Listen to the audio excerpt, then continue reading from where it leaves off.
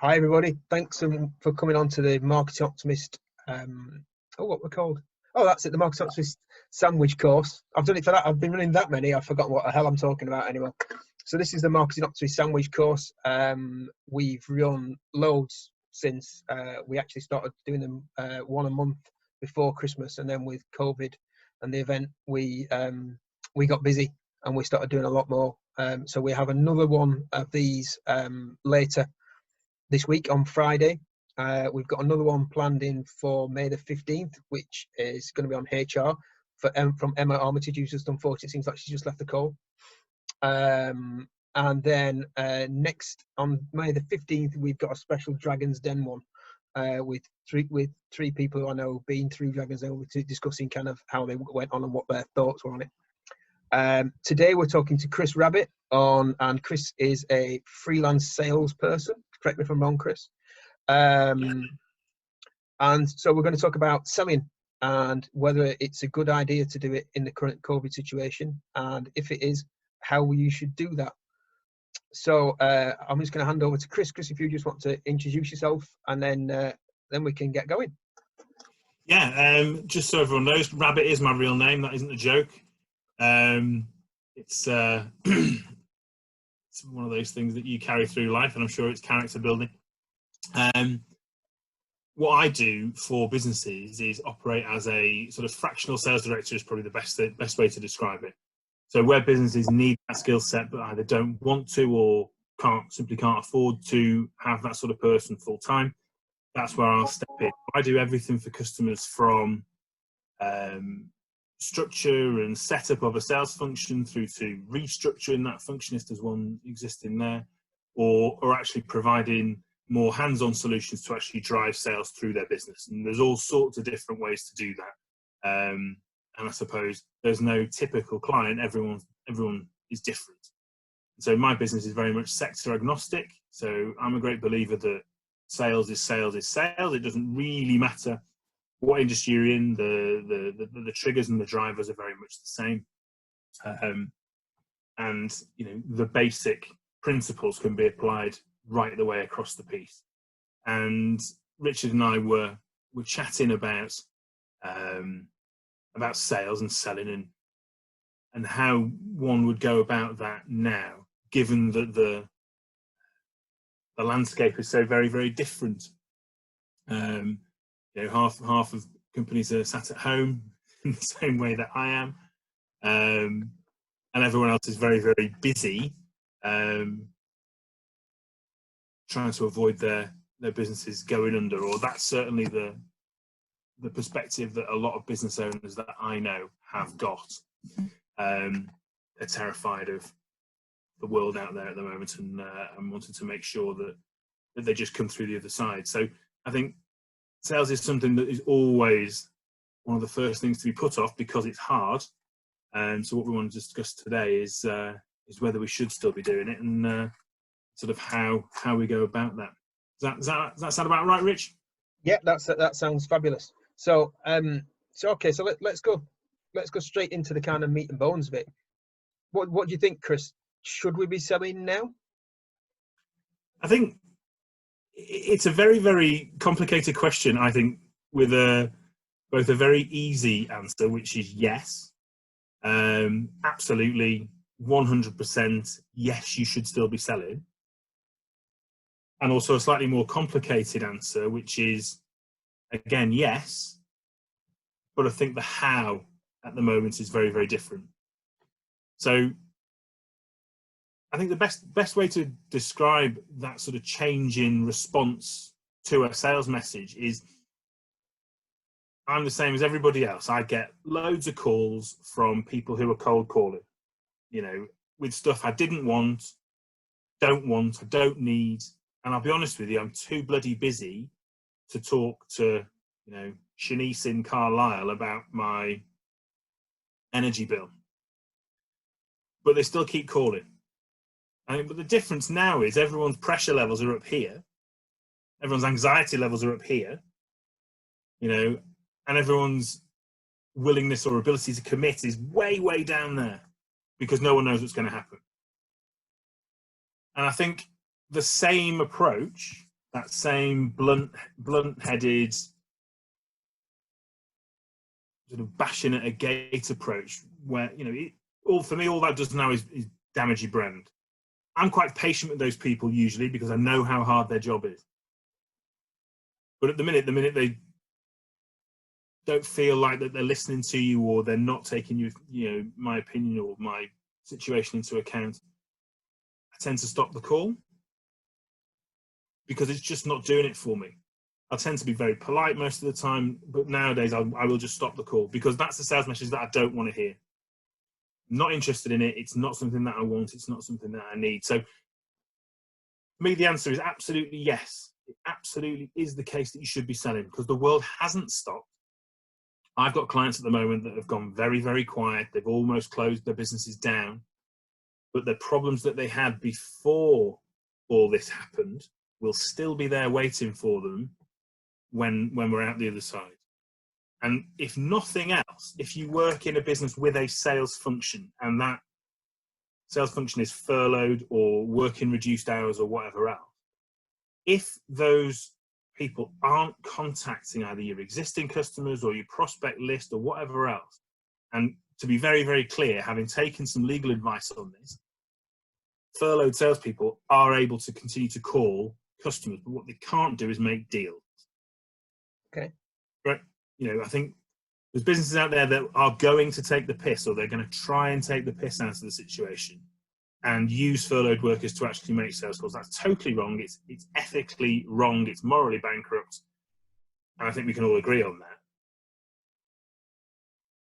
But there's absolutely nothing to stop your furloughed salespeople phoning up a customer saying, how are you doing? Is everything okay? Mm-hmm.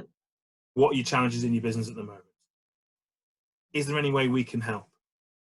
If at that point they say, yes, there is, can you do X, Y, and Z? That salesperson unfortunately has to say, I just need to stop you there. I can't do anything about this at the moment. What I can do is make sure that someone gets to you who can. Yeah.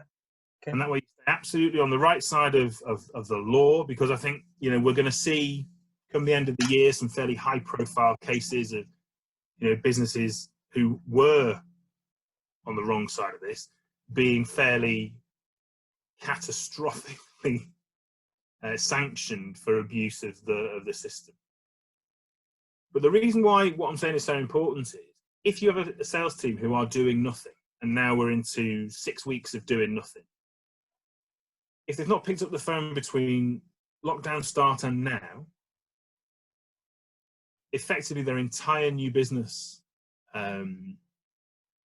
pipeline is gone. They're starting from scratch pretty much with every lead or prospect that wasn't actually a customer. And typically the rule of thumb is when you start a sales process from scratch, you need at least 90 days before you make a sale. This is very, very generic. If you are selling widgets to people that buy widgets and those widgets are 10 pence a piece, then you will sell widgets in day one. But I'm looking around the thing, and typically the people on the call, I believe, just doing some bit of basic analysis, we're all value-added or service-driven businesses. Yeah. Those sales cycles are longer. They take more time. They take more input. And if you leave it now, when you pick up again in September or August or June or whenever it's going to be, you might as well put a line in the sand and say, right, nothing now for 90 days. So some businesses, if we don't get back to work until September, will not be making any new sales until Christmas time. Yeah. I think people confuse sales with closing a deal.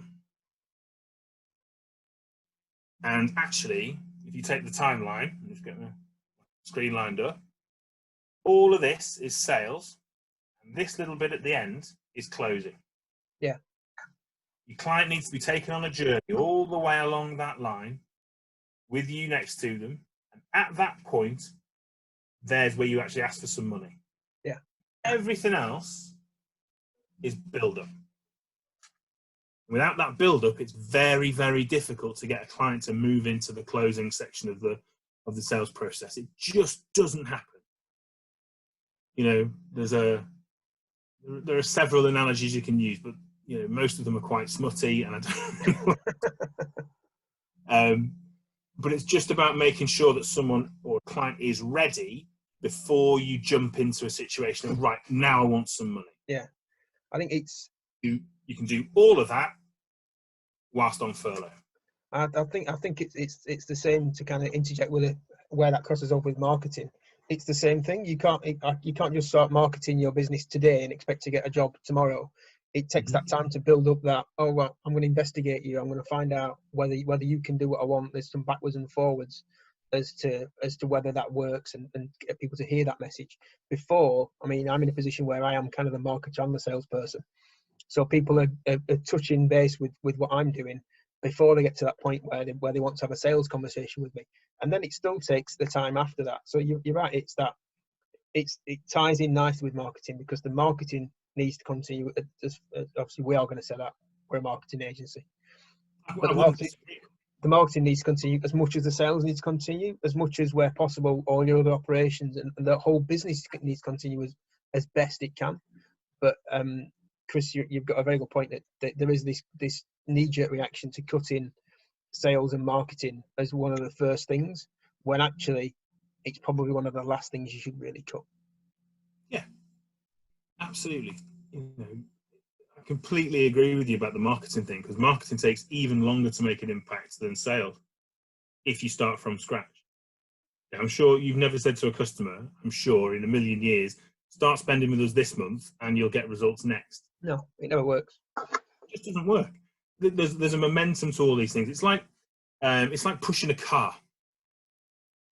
So if anyone's had to push their car, particularly up a hill, you know, it's really, really hard to move that car the first foot, to get over the inertia of that bloody big hunk of metal sat in the middle of the road doing nothing. But if you can muster the energy to get it moving, which is absolutely the hardest bit, once it's moving, it takes comparatively so much less energy to continue to keep it moving. But if you let it stop again, you've got exactly the same challenge to actually start to move that thing that you did before. And that's the really, really hard bit, is getting something moving from scratch is extraordinarily difficult. And that's the message I send to all my customers, anyone I'll speak to at the minute, is do not stop. Do not ease the pressure off, because if that car stops, or, you know, if you go in classical Greek mythology, if you're stuck that you're rolling up the hill stops, it's bloody hard to get it moving again. Yeah. And I suppose that takes us on to the sort of how you go about it, in that the world is different out there at the moment. There is no way of saying otherwise. The world is different. And people's stresses and problems and motivations are different. And I think from a salesperson's perspective, whether that's, you know, anyone up in the chat up there who's a business owner, if you're a business owner and happen to be responsible for pushing business into your company, and you're the salesperson, or if you're lucky enough to have a team and don't need to do that yourself, or you have somebody else to do that for you, the way that they go about that has to be different now. I think those businesses in the medical, pharmaceutical, if you're making face masks at the minute, quite frankly, you don't need to sell because everyone's beating a path to your door. There's different examples for different industry sectors, but where we're all sat in the service industry, it's bloody hard, and people are wary of making decisions. So for me, it's all about tailoring your approach. Do not push at people. You know, if you continue to hammer on somebody's door, the likelihood is they won't open it. They'll just put extra bars on. And what you'll end up doing is damaging your brand in the industry. So Rich has got much more work to do when he's doing your marketing, actually to put that brand message out there, because you're reinforcing all the good work that Richard does with, frankly, cack-handed sales techniques that are winding up your customers. There's nothing PR or marketing or, you know, good communications or sexy content on Facebook is going to do for you. because your salespeople effectively are putting the match into the whole process. Yeah. Continuously banging their heads against the door. For me at the moment, it absolutely has to be about understanding your customer. Every single customer is different. And, you know, for me, the approach doesn't change from pre-COVID to COVID. Your customers are all unique. Your product is defined. So your product won't necessarily change massively for each individual customer. It'll change. It will be bespoke, you know, for want of a better word. It will be applied differently in the same way that mine is. There's no getting away from the fact that I provide businesses with cash, essentially. That's what I do. However I go about doing that, my job is to put money in the top line. That's my job. But if I said to everybody that I spoke to, right, give me this, I'll give you that, it doesn't necessarily work anyway. It doesn't work pre-COVID. It's certainly not going to work now. It won't work post-COVID. It's a situation where you absolutely have to find out what your customer is about, what their problems are, what the drivers are, what's keeping them up at night. And if you can solve any of those problems with what you do, and do exactly that, offer to solve those problems, offer to help out, offer to take some of the burden away. That for me at the moment is the language that's working. It's not about, you need to have this because this is the best. No. I don't want to know about that. I don't want to know about the best because I've got half my firm on furlough. I'm dealing with survival. I'm really interested in that a minute. The sexy bit doesn't work for me.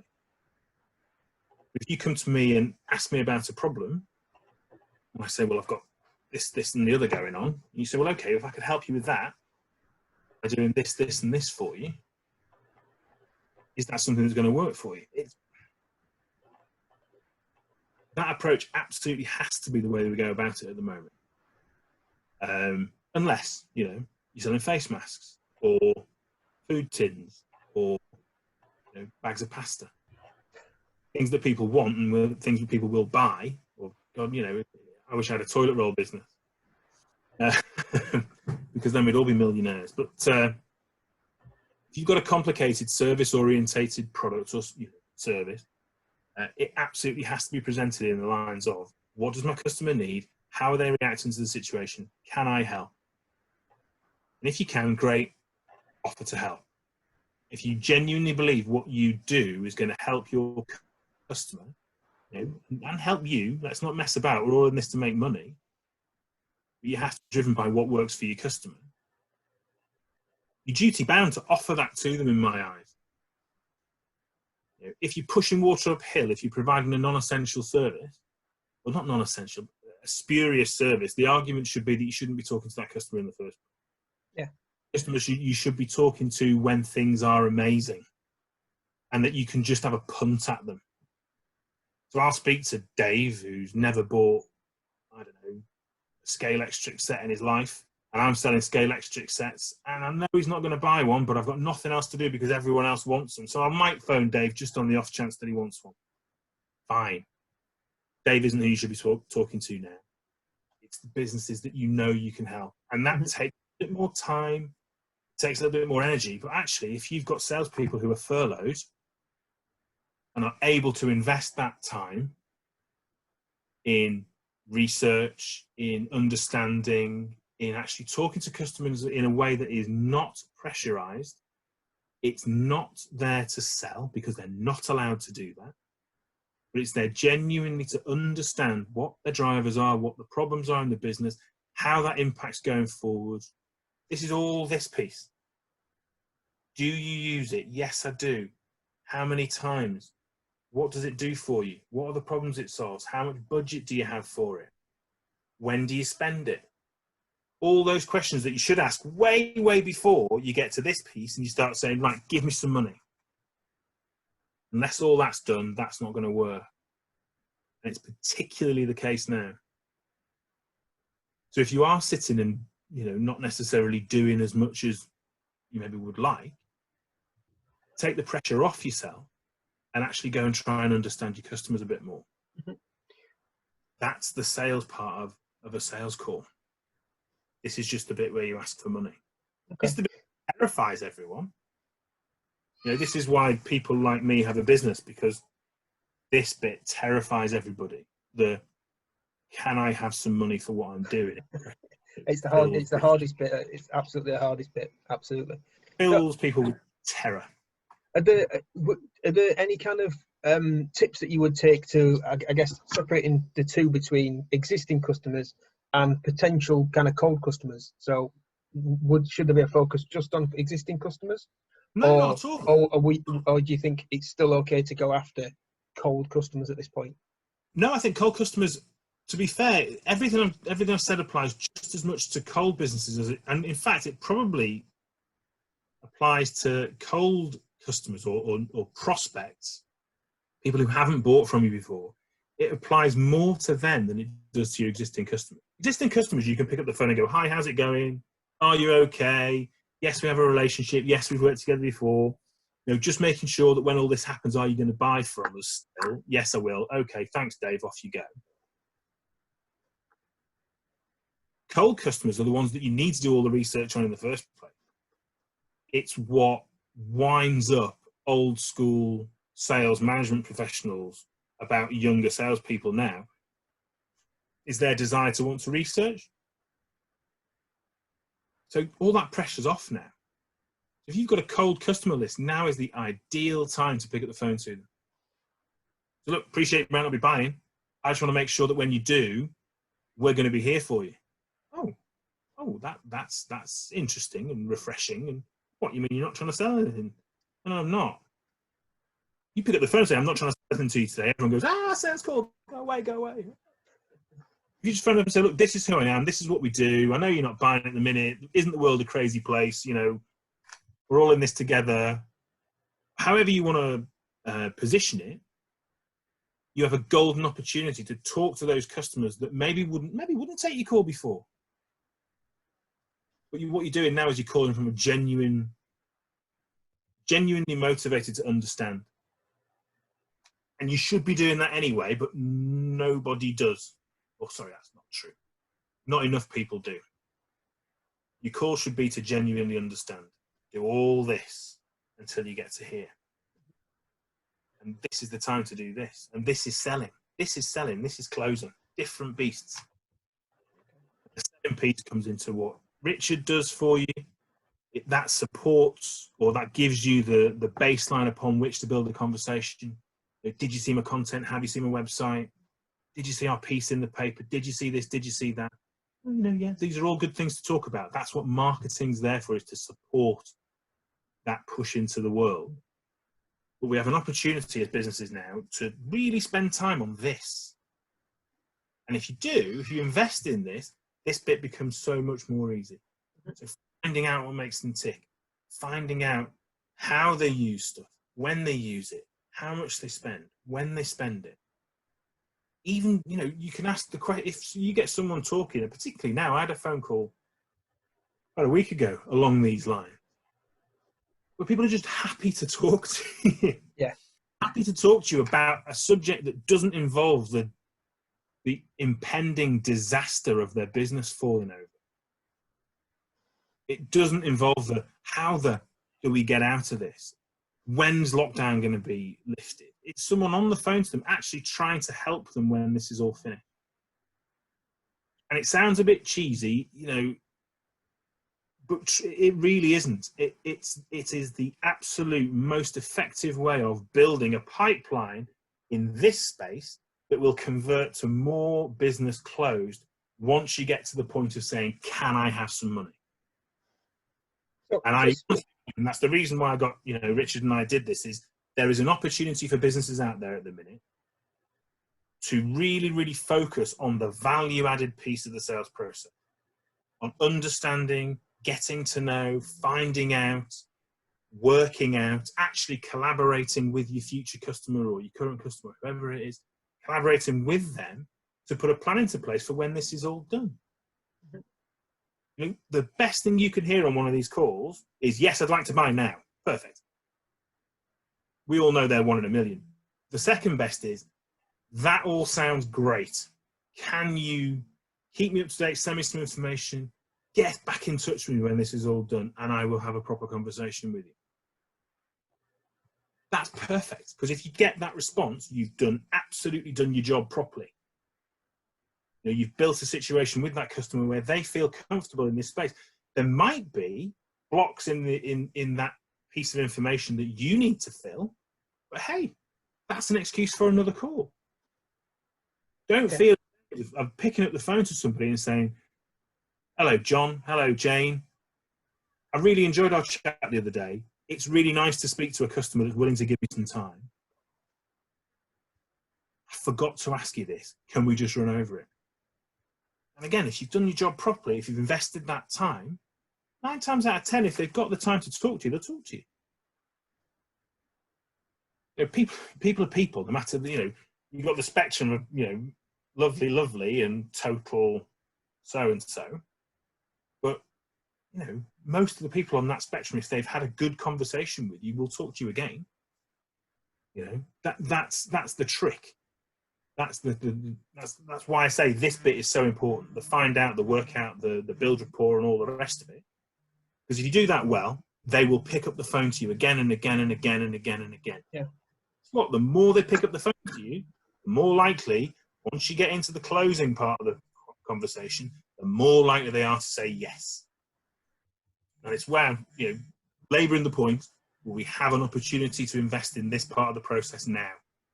And I think if we ignore that, we start in August, September, whenever it is, cold, and not looking forward to sales until Christmas.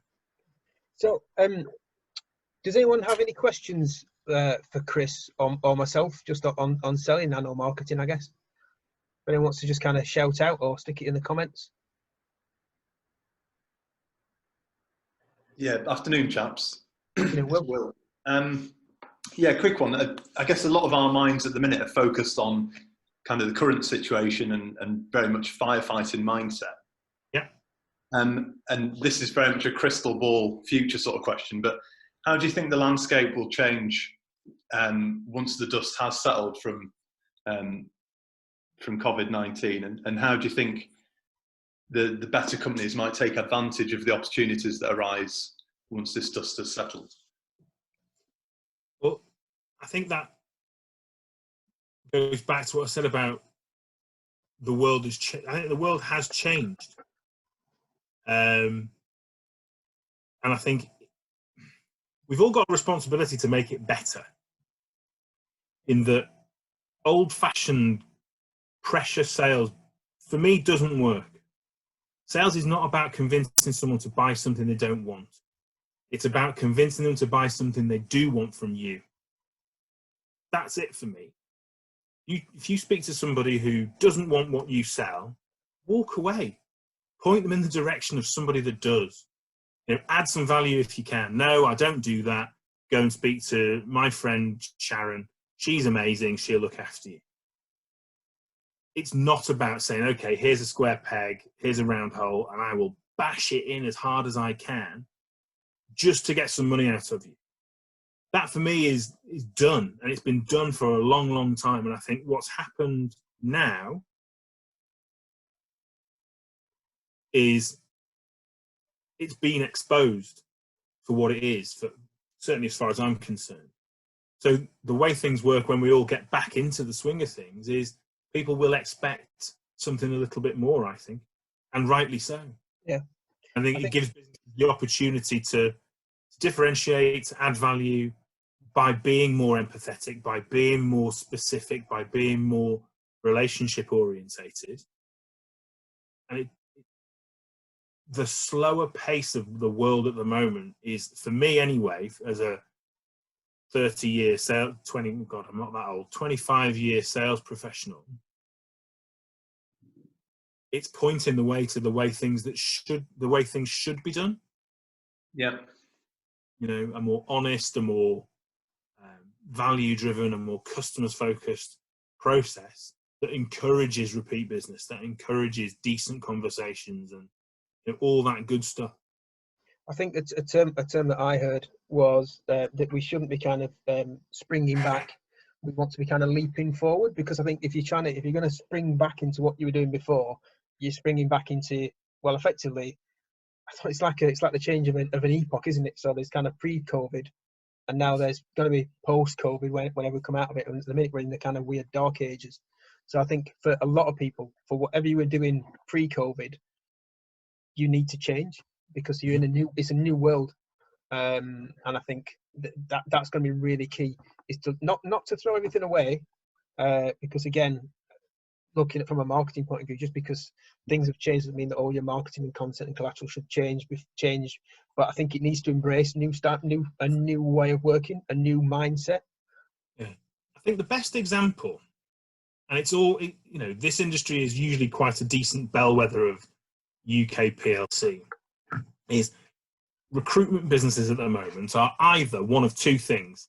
They're either getting smashed and they're furloughing staff and absolutely getting murdered, or the good ones are as busy as they've ever been, if not busier. Because the businesses out there that understand that the world isn't going to stop.